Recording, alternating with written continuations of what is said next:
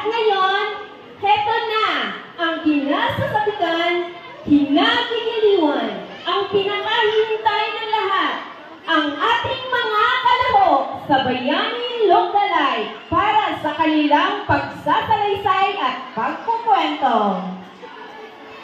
Bigyan natin ng masibagong palakpakan. Ako si Lapu-Lapu. Ang dato ng Mactan, Cebu. Ako ang manlulupig sa manlalakbay na si Magellan.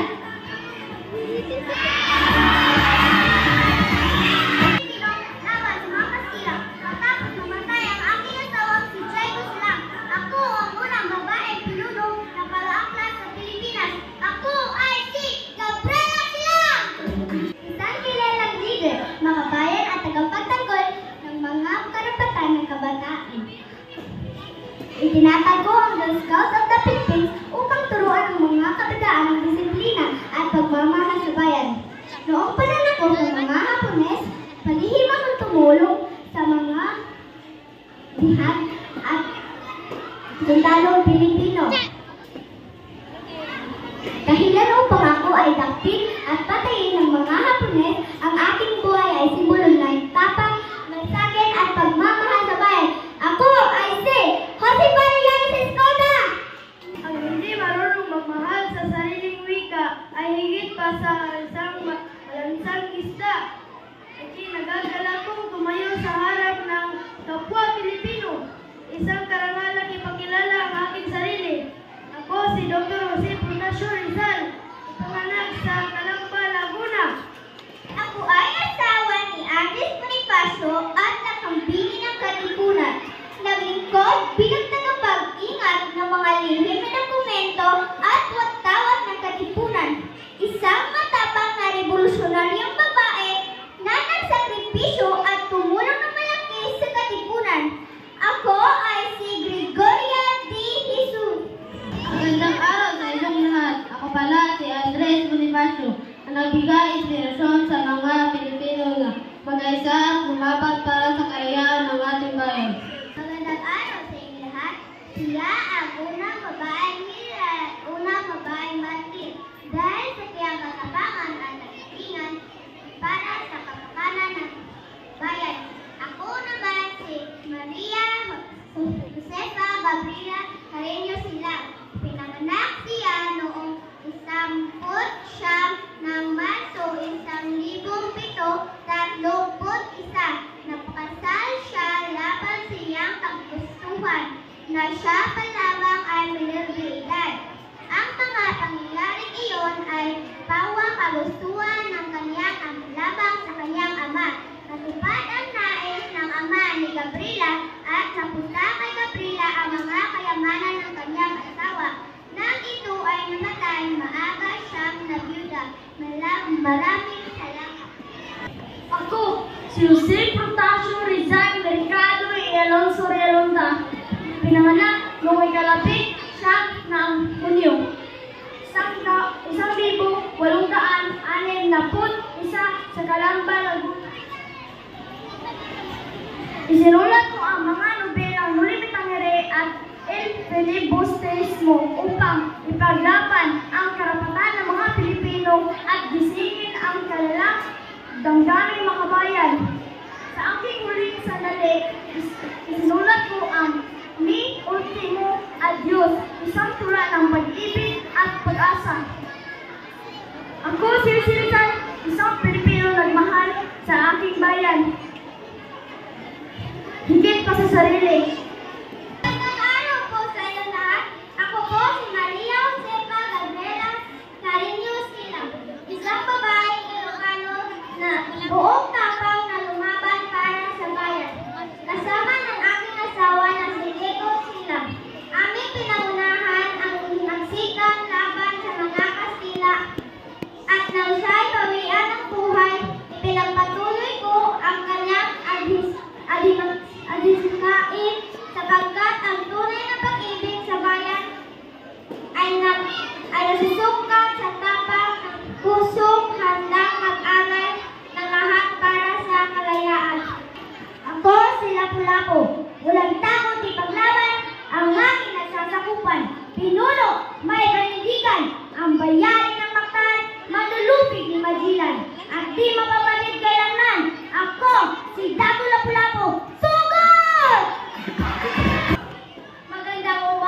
sa ating lahat. Ako pala si Maria Laika Pactol, ang tinaguriang Melchora Aquino. Ako si Melchora Aquino, mas kilala bilang isang tandang sora. Lumaban at tumulong at lumbangan para sa bayan. Ako ang ina ng katipunan. Magandang umaga sa inyong lahat. Ako si Maria Josefa Gabriela Carreño Silang, o mas kilala bilang Gabriela Silang. Ako ang asawa ni Diego Silang. Ipinanganak ako noong ika-9 ng Marso 1731 sa Kanyogan, Ilocos Sur. Ako ang unang babae na namuno sa paghihimagsik o kolonisasyon ng mga Kastila sa Pilipinas.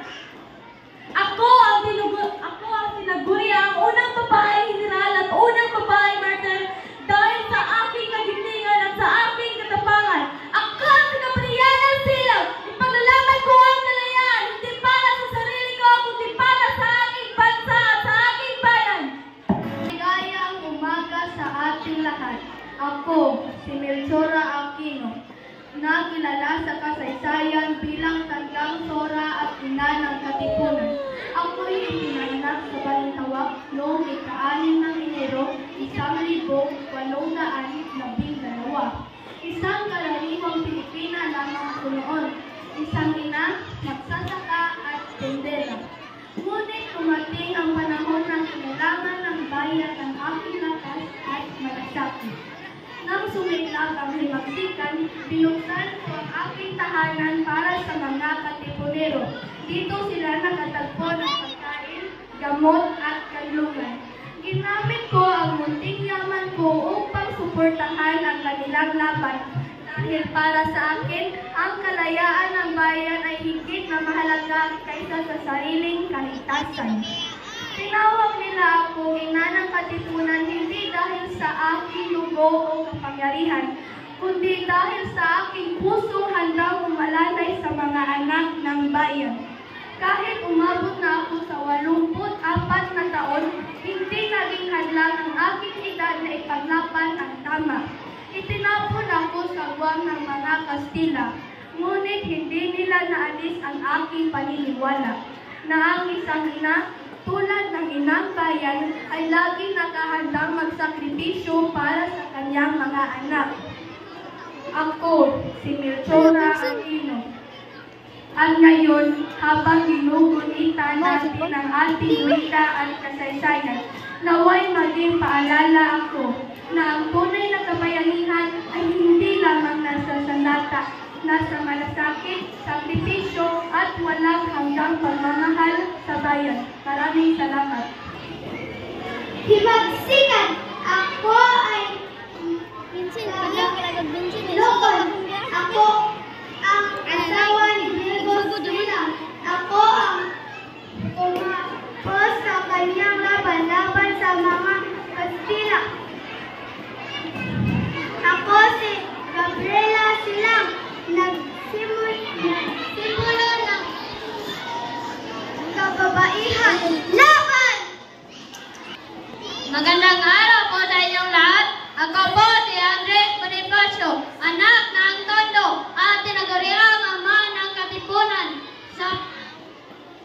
Sa hirap ay pinili kong lumaban para sa bayan at nang dumating ang imagsik, buong tapang kong isigaw. Alin pag-ibig ba ang higit kaysa sa pagkadalisay at pagkadakila? Gaya sa pag-ibig ng sinubuang lupa, hudyat ng ating sidula, sabay pagpunit na ng ating sidula, hudyat ng ating Ako si Gabriela Silang, ang kauna-unahang babaeng namuno sa isang pag-aasa laban sa kolonyal na pamumuno ng mga Kastila sa Pilipinas. Pinangunahan ko ang inusang Ilocano para sa kalayaan matapos paslangin ang aking asawa na si Diego Silang noong 1763. Kilala ako bilang lahi nilala at matapang ko pinamunuan ang mga tauhan sa pakikiligmang gerilya. Hanggang mahusay sa pamamagitan ng pagbitin sa Vegan, Ilocos Sur noong ika-20 ng Setyembre 1973. Hanggang ngayon, nanatili akong inspirasyon bilang sagisag ng katapangan at matinding nasyonalismo sa Pilipinas. Una sa lahat, magandang umaga sa inyong lahat. Ang pinakahihintay ng lahat, ang pagpapahayag ng mga nagwagi sa makulay, masaya at punong-puno ng galing ng Bayani Localite. Sino kaya ang pinakahangahangang kamukha ng ating mga bayani? Alamin natin! Para naman sa pag-anunsyo ng mga nanalo sa ating mga kalahok, tawagin natin ang pinakamaganda, mabait, at walang kupas na kasiksihan. Walang iba kundi si Binibining Irish Cabajo. Bigyan magandang umaga sa ating lahat. Magandang umaga. Handa na ba kayong malaman kung sino ang ating bayaning lookalike ngayon? Okay, bago yan, ating muna i-anunsyo ang nakakuha ng munting parangal or minor award. Ang ating unang i-anunsyo ay ang nakakuha ng Best Introduction Number, Candidate Number 1. Okay, congratulations, Candidate Number 1. Ng Best in Costume or Makeover, Candidate Number 2.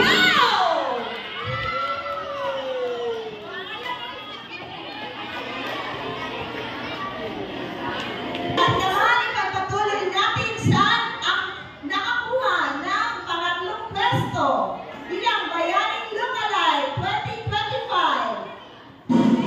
Ang nakakuha ng pangatlong pwesto ay si Candidate Number 8, Gabriela Silang. Para sa ating pangalawang pwesto, inaanyayahan ko ang ating Another one. Another post. Another one.